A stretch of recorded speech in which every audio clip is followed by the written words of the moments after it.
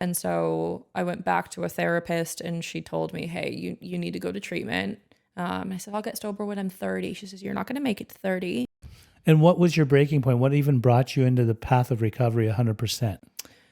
It was a just rapid deterioration in my mental health. So for the longest time, the drugs and the alcohol did exactly what I needed them to do. And then about 6 months before I got sober, I don't know what happened. It just felt like this switch had flipped and all of a sudden it stopped working. It didn't quiet my mind anymore. And I became really isolated, really, really depressed.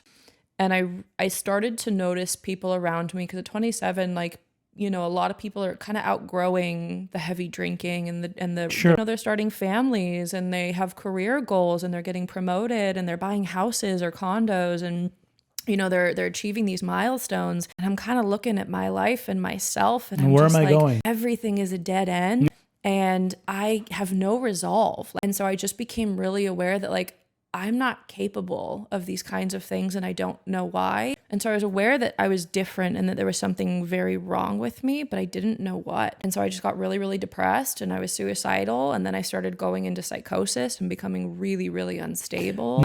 What actually got me to go to treatment was a suicide attempt. And so I overdosed and I was in a coma on life support. And so after that, and then I still got loaded one more time after that. And so I went back to a therapist and she told me, hey, you need to go to treatment.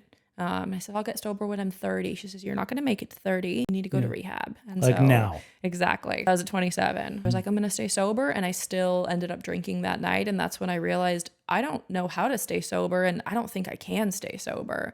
It was the first time I was willing to kind of go to somebody and say, I don't know what I'm doing and I need help. So then after getting high that next time, you went to treatment? Yeah, that was a Saturday night. And then I was in rehab Monday morning.